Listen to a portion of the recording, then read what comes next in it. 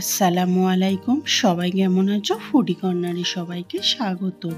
আজকে আরও একটা নতুন রেসিপি নিয়ে তোমাদের সামনে হাজির হলাম। আজকের রেসিপিটা কিন্তু দারুণ স্বাদের একটা চিকেন রেসিপি, যেটা খেলে কিনা প্রত্যেকেরই খুবই ভালো লাগবে। এটা রুটি, পরোটা বা গরম ভাতের সঙ্গে খেতে অসাধারণ। আর এটা বাচ্চাদের কিন্তু খুবই প্রিয় আর লোভনীয় একটা চিকেন রেসিপি। বাচ্চাদেরকে যদি এইভাবে বানিয়ে দেওয়া যায়, তারা কিন্তু নিমেষেই প্লেট ফাঁকা করে দেবে। এতটাই টেস্টি হয় আর এতটাই স্বাদ হয় এই চিকেন রেসিপিটা। পুরোপুরি দেখার অনুরোধ রইল। চলে যাব মূল রেসিপিতে।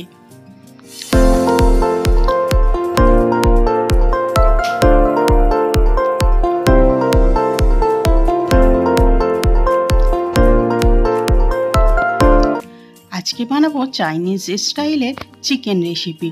প্রথমেই তার জন্য দিয়ে দিলাম আমি রান্নার সয়াবিন সাদা তেল। আজকের কিন্তু এটা আমি সাদা তেল দিয়ে বানিয়ে ফেলবো। আমি এখানে বোনলেস চিকেন নিয়ে নিয়েছি 1 বাটির মতো। এখানে কিন্তু হাড় থাকলে হবে না। মাংসটাকে ভালো করে ধুয়ে সুন্দরভাবে পরিষ্কার করে নিয়েছি আর কিউব কিউব করে কেটে নিয়েছি। তেলের মধ্যে এটাকে 1 থেকে 1.5 মিনিট ভেজে নেব। এই রেসিপিটা বানানোর জন্য কোনো রকম আদা রসুন কিছুই প্রয়োজন হবে না, কিন্তু খাবার সময় মনে হবে যে এই রেসিপিটা আগে কেন বানালাম না। এতটাই টেস্ট হয় এই রেসিপিটা। আর এটা কিন্তু রুটি পরোটার সঙ্গে খেতে অসাধারণ লাগে।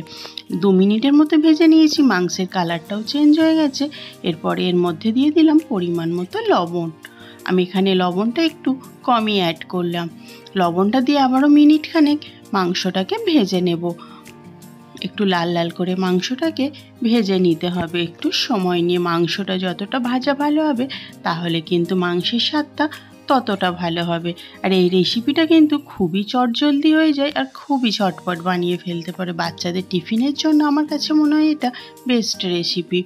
দিয়ে দিলাম পরিমাণ মতো হলুদটা দিয়ে আবারও নাড়াচাড়া করে ফেললাম মিনিট 2 মতো। লাল লাল করে এবারে ভেজে ফেলবো। দেখো কালারটা চেঞ্জ হয়ে গেছে আর মাংসের গায়ে কিন্তু লাল লাল একটা ক্রিস্পি ভাব চলে এসছে। তাই মাংসটাকে আর খুব বেশি ভাজার দরকার নেই।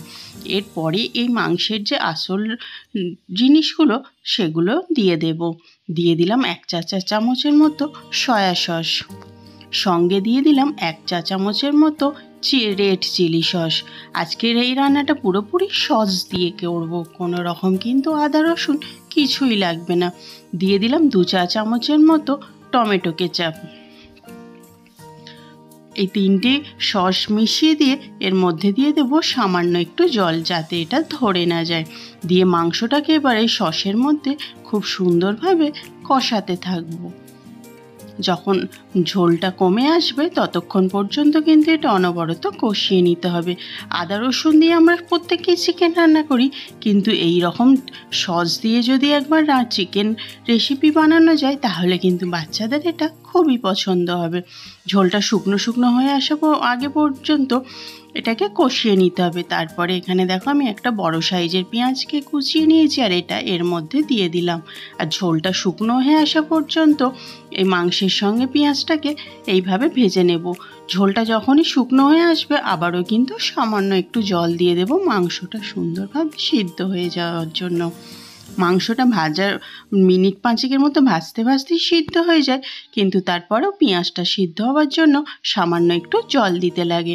এই 2 থেকে 3 চামচের মতো, খুব বেশি জল কিন্তু অ্যাড করার কোনো দরকার নেই। ব্যাস, রান্না কিন্তু কমপ্লিট। দেখলেন কত ঝটপট আর কত তাড়াতাড়ি একটা রেসিপি বানানো যায়। আর এটা কিন্তু বাচ্চাদের টিফিনের জন্য খুবই ভালো। রুটি বা পরোটার সঙ্গে যদি বাচ্চাদেরকে বানিয়ে দেওয়া যায়, ওরা কিন্তু খুবই পছন্দের সঙ্গে এটা খেয়ে ফেলবে। কালারটা কত সুন্দর চেঞ্জ হয়ে গেছে দেখো, আর খেতে কিন্তু ওটা অসাধারণ হয়েছিল। ঝোলটা পুরোপুরি টেনে নিয়েছে। আর এটাকে এই রেসিপিটা কিন্তু শুকনো শুকনো খেতেই বেশি ভালো লাগে। পেঁয়াজের গ্রেভি আর সসের গ্রেভিটা যখন মাংসের সঙ্গে সুন্দরভাবে মিশে যায়, তখন কিন্তু এর একটা দারুণ টেস্ট চলে আসে আর এর ফ্লেভারটা কিন্তু অসাধারণ হয়। রান্না করতে করতে মনে হবে এটাকে কখন নামিয়ে খাবো। রান্না কিন্তু কমপ্লিট। গ্যাস বন্ধ করে এটা নামিয়ে দিলাম। তারপর একটা প্লেটে পরিবেশন করে নিলাম। যেমনি দেখতে সুন্দর লাগে তেমনি খেতেও কিন্তু অসাধারণ। তাই বাড়িতে যদি সামান্য একটু চিকেন থাকে, বাচ্চাদের জন্য কিন্তু অবশ্যই একবার এই রেসিপিটা ট্রাই করতে পারেন। দেখবেন বাচ্চারা কিন্তু খুবই আনন্দের সঙ্গে খেয়ে ফেলেছে। আর টিফিনেও যদি বানিয়ে দেওয়া যায় তাহলে কিন্তু খুবই ভালো।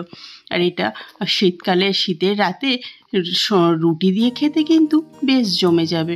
আজকের রেসিপিটা তোমাদের কেমন লেগেছে তোমরা কিন্তু অবশ্যই জানিও। আর এরকম নতুন নতুন রেসিপি পেতে আমার চ্যানেলটিকে কিন্তু অবশ্যই সাবস্ক্রাইব করে নিও। পাশের বেল আইকনটি অন করতে ভুলো না, যাতে ভিডিও দেওয়ার সঙ্গে সঙ্গে নোটিফিকেশান পৌঁছে যায়। একেবারে ঝাল মশলা কম দিয়ে একটা চিকেনের স্বাস্থ্যকর রেসিপি চটজলদি বানিয়ে ফেলতে অবশ্যই তোমরা ট্রাই করো বাড়িতে একবার। আজকের রেসিপিটা এখান পর্যন্তই, আবার দেখা হবে পরের রেসিপিতে। আর হ্যাঁ বন্ধুরা, তোমরা কিন্তু লাইক কমেন্ট করতে ভুলো না। যদি ভিডিওটা ভালো লেগে থাকে তাহলে কিন্তু অবশ্যই একটা লাইক দিও। আর কমেন্ট করে জানাতে ভুলো না যে রেসিপিটা তোমাদের কেমন লেগেছে।